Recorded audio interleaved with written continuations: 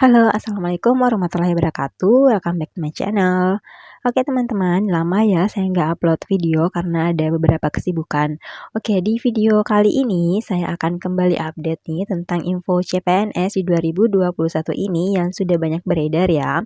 Tapi untuk info pendaftarannya sendiri belum ada kejelasan ya dari BKN. Jadi kalian tetap pantau aja website maupun sosial media dari BKN. Nah, di sini sudah ada pula Permenpan RB nih tentang peraturan pengadaan CPNS, yaitu Permenpan RB nomor 27 tahun 2021. Di sini ada yang membahas tentang kisi-kisi untuk tes CPNS atau sekarang itu disebut dengan tes CASN ya teman-teman. Nah, soalnya kan tahun ini itu selain CPNS juga ada pendaftaran P3K. Ini khususnya guru ya, kebanyakan dia masuk di pendaftaran P3K. Nah, untuk pembahasan tentang P3K ini, perbandingannya dengan CPNS, kalian bisa simak video yang pernah saya upload sebelumnya ya teman-teman, biar kalian paham yang mana nih untuk P3K, yang mana nih CPNS, dan apa perbedaan dari kedua CASN ini ya. Oke, jadi kita langsung aja ya ke halaman berikutnya yang membahas tentang kisi-kisi CASN ini. Ya, jadi seperti dengan pendaftaran CPNS sebelumnya itu pasti Permenpan RB ini akan selalu diupdate. Jadi kita lihat aja untuk kisi-kisi tahun ini kira-kira itu masuk apa aja sih soal-soalnya. Nah, di sini di Permenpan RB ini juga ada peraturan-peraturan untuk yang mendaftar disabilitas, untuk putra daerah khususnya di Papua juga ada di sini peraturan-peraturan atau syarat-syarat yang harus kalian penuhi jika ingin mendaftar di daerah tersebut ya.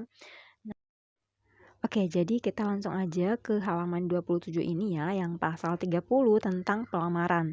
Jadi pelamaran ini menurut ayat 1, pelamaran sebagaimana yang dimaksud pada pasal 22 huruf C dilakukan secara daring. Jadi seperti sebelumnya ya, selalu daring melalui SSCASN dan disertai dengan proses pengunggahan dokumen yang dipersyaratkan secara elektronik. Ayat kedua, pelamar dapat melamar satu jenis jalur kebutuhan ASN, yaitu PNS atau P3K. Jadi kalian tidak bisa melamar dua sekaligus, kalian melamar di PNS, kalian melamar pula formasi di P3K. Jadi kalian harus pilih salah satunya ya teman-teman. Dan untuk memilih kira-kira kalian mau mendaftar CPNS atau P3K ini, kalian perlu tahu nih perbedaan dari PNS dan P3K ini. Kalian silahkan nonton ya video sebelumnya. Nah, untuk ayat ketiga, pelamar sebagaimana yang dimaksud pada ayat 2 hanya dapat melamar pada satu instansi atau jenis satu jabatan. Jadi sama ya seperti yang tadi saya jelaskan. Nah, ayat keempat, dalam hal pelamar sebagaimana dimaksud pada ayat 2 diketahui melamar apakah A lebih dari satu instansi atau satu jenis jabatan atau jenis jalur kebutuhan PNS atau P3K. Jadi pilih salah satu ya teman-teman, kalian mau daftar formasi di P3K atau PNS. Nah, yang B menggunakan dua nomor induk kependudukan yang berbeda. Pelamar yang dinyatakan gugur dan atau dapat dikenakan sanksi sesuai dengan ketentuan peraturan perundang-undangan. Jadi kalian jangan coba-coba untuk melakukan kecurangan seperti ini ya teman-teman.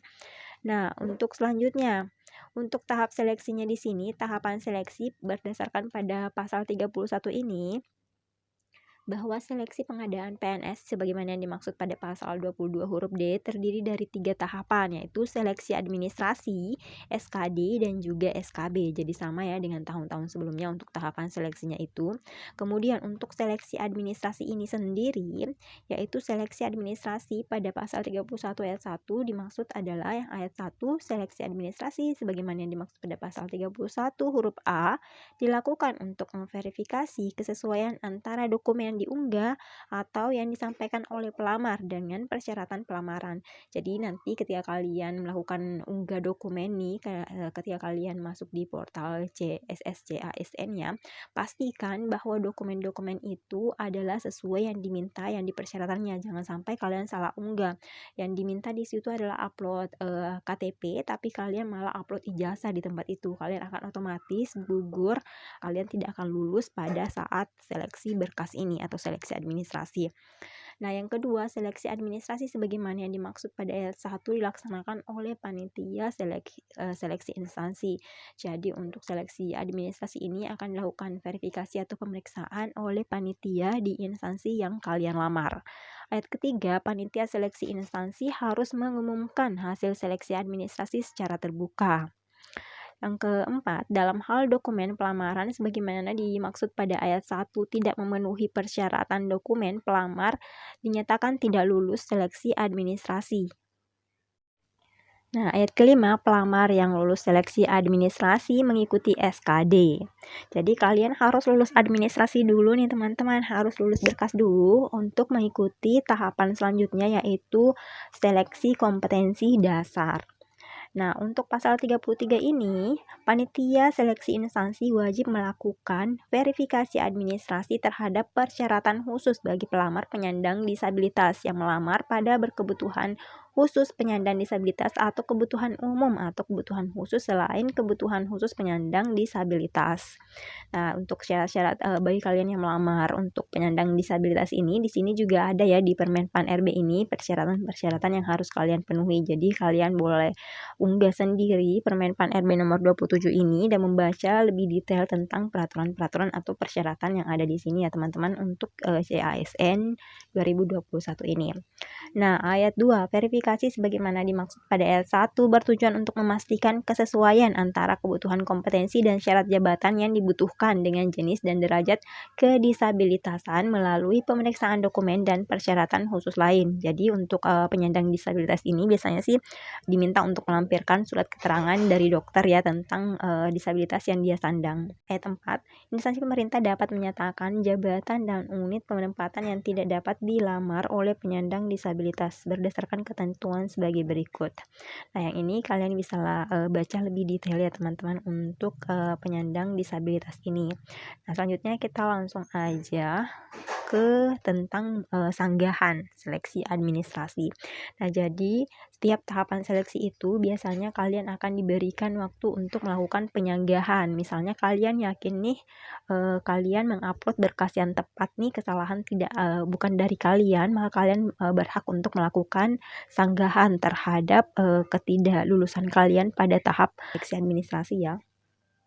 Nah, jadi kalau misalnya kesalahan ini ternyata dari panitia nih mereka keliru menyatakan kalian tidak lulus, maka kalian bisa menyanggah. Tapi jika misalnya kalian melakukan salah upload dokumen, salah melampirkan dokumen, nah kesalahan ini kan dari kalian, itu tidak bisa disanggah ya teman-teman. Jadi ingat, sanggahan ini bisa dilakukan jika ada memang kekeliruan dari pihak panitia dan kalian memang yakin sudah memenuhi syarat dan harusnya kalian lulus administrasi. Tapi jika kalian yang salah melakukan melampirkan dokumen administrasi yang diminta, itu tidak bisa disanggah ya teman-teman, tidak bisa diperbaiki. Oke, kita langsung ke masa sanggah. Jadi untuk masa sanggah ini, pelamar yang berkeberatan terhadap pengumuman seleksi administrasi sebagaimana yang dimaksud pada pasal 32 ayat 3 dapat mengajukan sanggahan paling lama 3 hari sejak hasil seleksi administrasi diumumkan. Jadi waktunya adalah 3 hari ya teman-teman. Nah, kemudian untuk sanggahan ini bisa diajukan juga secara online ya melalui portal SSCASN.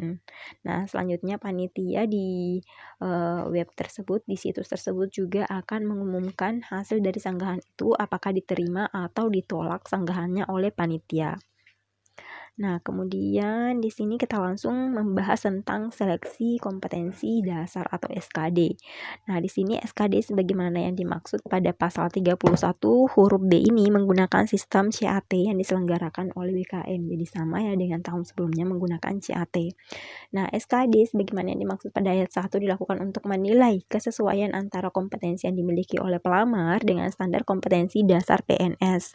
Nah, untuk seleksi kompetensi dasar ini meliputi tes wawasan kebangsaan, tes intelijensi umum, dan juga tes karakteristik kepribadian. Jadi untuk kisi-kisi pun dari ketiga SKD ini bisa kalian lihat pula di sini ya. Nah, materi seleksi kompetensi dasar.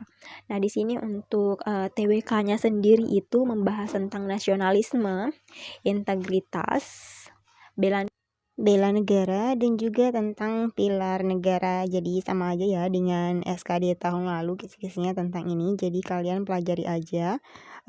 Soal-soal seperti ini sudah pernah saya upload juga beberapa video pembahasannya. Jadi kalian bisa cek ya soal-soal SKD itu. Nah, untuk TIU sendiri dia di sini meliputi kemampuan verbal yaitu analogi, silogisme, dan juga analitis. Jadi ini TIU-nya bisa kalian pelajari juga. Untuk kemampuan numeriknya sendiri yaitu berhitung tentang deret angka, ada pula perbandingan kuantitatif, juga ada soal cerita. Nah, di sini juga untuknya ada kemampuan figural ya, meliputi tentang figural analogi, figural ketidaksamaan, dan juga figural serial. Nah, yang terakhir tentang TKP, di sini meliputi pelayanan publik, ada jejaring kerja, ada sosial budaya, teknologi informasi dan komunikasi, ada pula tentang profesionalisme kerja, serta anti radikalisme. Ini juga soal-soalnya bisa kalian pelajari ya, karena kisi-kisinya sama aja sih dengan yang kemarin ya, yang tahun lalu 2019 kemarin. Nah, adapun di sini juga ada tentang bagaimana sih ketentuan dari pelaksanaan SKD-nya nanti. Jadi di situ akan ada durasi waktunya itu sebanyak 100 menit untuk satu soal. Jadi kalian bisa baca ya di Permenpan RB. Kalian download aja semua eh, Permenpan RB ini, kalian baca secara detail dan kalian mulai dari sekarang coba deh untuk belajar tentang soal-soal SKD ya teman-teman. Jadi kalian bisa mempersiapkannya secara lebih matang. Jangan sampai keluar pengumuman untuk pendaftaran, kalian baru belajar, atau ketika ada jadwal tesnya, kalian baru belajar. Jadi maksimalkan kalau memang kalian niat, kalian belajar dari sekarang. Jadi nggak usah terlalu diforsir deh, minimal 5 menit sehari deh kalian belajar, pelajari materi-materinya ya teman-teman. Oke, demikian video kali ini ya teman-teman. Saya ucapkan terima kasih. Assalamualaikum warahmatullahi wabarakatuh dan selamat berjuang. Semoga lulus menjadi CASN tahun ini.